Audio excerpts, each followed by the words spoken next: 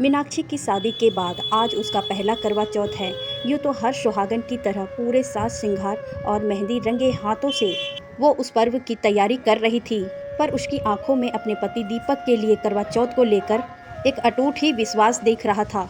वह सब देखकर उसकी सास सरिता को अपने गुरुजी की सालों पुरानी बात याद आ जाती है। यह बात तब की जब दीपक करीब 6 वर्ष का था।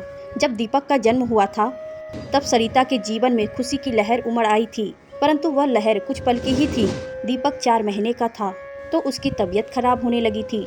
डॉक्टर ने उसको भर्ती करा और कुछ लंबे इलाज के बाद वह ठीक हो गया था, लेकिन उसके बाद से ही दीपक या तो अक्सर बीमार रहता है या उसको कभी न कभी चोट लगती रहती। ऐसा लगता था मानो बार बार मौत के मुंह से बचकर निकल आता है। ऐसा अक्सर होने से सरिता घबरा गई और उसने सोचा कि किसी पंडित को उसकी जन्मपत्री दिखानी चाहिए। उसकी सहेली को इस बात का पता चला तो उसने शहर के बाहर बड़े गुरुजी के बारे में सरिता को बताया। बड़े गुरुजी शहर के बाहर एक छोटे से मंदिर में रहते थे। उनके बारे में यह प्रचलित था कि उन्हें सिद्धि प्राप्ति होगी। वो हाथ और चेहरा देखकर परेशानी की वजह बता देते हैं, चाहे वह पूर्व जन्म से जुड़ी क्यों न हो। सरिता दीपक को लेकर गुरुजी के पास जाती हैं। कुछ देर साधना करने के बाद गुरुजी दीपक का हाथ देखते हैं और उसके माथे पर हाथ रखकर आंखें बंद कर ध्यान लगाते हैं। इतने साल तक वह पूरी आस्था के साथ इसीलिए करवा चौथ व्रत रख रही थी। इसी वजह से तुम्हारा बेटा बार बार हर परेशानी से बाहर निकल आता है। गुरुजी कहते हैं। वह कौन गुरुजी? सरिता पूछती हैं। गुरुजी बताते हैं, इसकी पिछले जन्म की साथी जिसने करवा चौथ के व्रत को किसी तपस्या से कम नहीं समझा और प्रेम की भी हदें पार कर दी थी। उसकी तपस्या का ही फल है। तुम्हारा बेटा खतरे से बचता आया है और आगे भी बचेगा। पूरी कहानी बताएं, गुरुजी सरिता उत्सुकता से पूछती हैं। गुरुजी कहानी बताना शुरू करते हैं। नीलम नाम था उस लड़की का। पिछले जन्म में तुम्हारे पुत्र का नाम गोपाल था। नीलम और गोपाल पड़ोसी गांव के रहने वाले थे। दोनों को शिक्षा ग्रहण करना और बांटना अच्छा लगता था। उनके पास के गांव में ही गरीबों के लिए मुफ्त शिक्षा देने का कुछ दिनों का कार्यक्रम आयोजित किया हुआ। इसी के चलते उनका एक मुफ्त शिक्षा कार्यक्रम में मिलना हुआ। एक से विचार ने दोनों को अच्छा दोस्त बना दिया और काम की वजह से वह अक्सर मिलने भी लगे। जल्द ही दोनों ने एक दूसरे को पसंद करना शुरू किया और एक दिन दोनों ने एक दूसरे को जीवन साथी बनाने का फैसला किया। आखिरकार घर वालों की रजामंदी से दोनों की सगाई कर दी गई और 15 दिन के बाद उनका विवाह होना तय हुआ। मगर देश की आज़ादी और सगाई की खुशी के बीच एक बेहद दुखद समाचार मिला।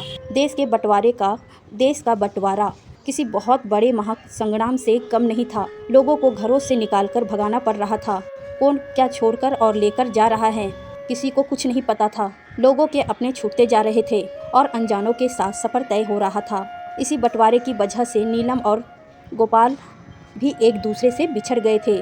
जिंदा भी है या नहीं किसी को कुछ पता नहीं था। गोपाल का तो कुछ पता नहीं चला। नीलम हिंदुस्तान में ही रह गई थी। बहुत मुश्किल से किस्मत के साथ दिया और नीलम को अपने माँ बाप के साथ रहने की एक जगह मिल गई थी। धीरे धीरे उनकी ज़िंदगी आगे बढ़ने लगी, लेकिन नीलम का मन तो गोपाल में ही रह गया था। कुछ महीनों बाद करवा चौथ का त्यौहार आया तो अपनी माँ के साथ नीलम ने भी गोपाल के लिए व्रत रखा। माँ के पूछने पर नीलम ने जवाब दिया, जब तक मैं जिंदा हूँ गोपाल ही मेरा पति है और मैं उनके लिए हर साल यह व्रत रखूँगी।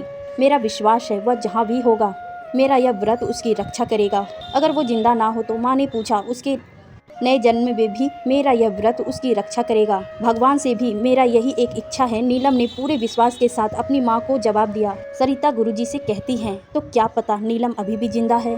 उस किस्से को अभी तो सिर्फ 7 साल हुए हैं।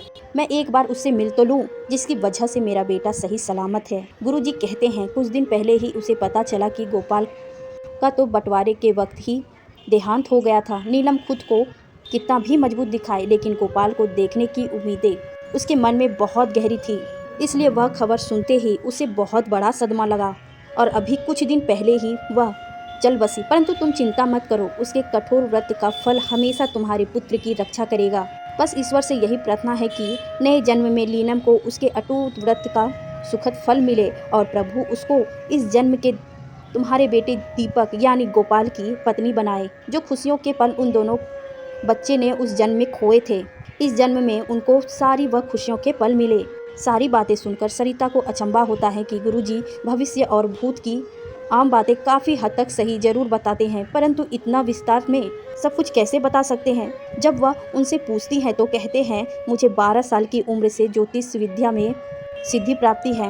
एक बार देखकर बहुत कुछ जान जाता हूँ, और सबसे बड़ी बात, एक बार जो हाथ देख लूँ तो भूलता नहीं। इसीलिए जब भी दीपक को मेरे पास लाए तो उसका हाथ देखकर मुझे अंदेशा हो गया था। उसके माथे पर जब मैंने हाथ रखा तो पूर्ण रूप से मुझे विश्वास हो गया था कि दीपक की गोपाल का पूर्ण जन्म है। रही बात नीलम की, तो मैं उस बदनसीब लड़की का पिता हूँ। गोपाल के लिए आंसू बहाते हुए देखा मैंने उसे, हालांकि हम कुछ कर भी नहीं सकते थे। कई बार उसने कहा किसी और से शादी कर ले, लेकिन उसको अपने व्रत पर पूरा विश्वास था। वो मानती थी कि उस जन्म नहीं तो अगले जन्म में वो उसको जरूर मिलेगा। मैंने तो किसी तरह भी अपने आप को संभाल लिया, लेकिन उसकी वह तकलीफ उसकी माँ से सही नहीं गई और कुछ साल पहले वह चल बसी। कहते कहते उनकी आंखें भर आई। उस बंटवारे ने मेरी बेटी और मेरी पत्नी दोनों को छीन लिया। मेरे घर हर खुशी खत्म हो गई। सरिता को बाद में पता चला था कि 2 दिन बाद गुरुजी भी गुजर गए थे।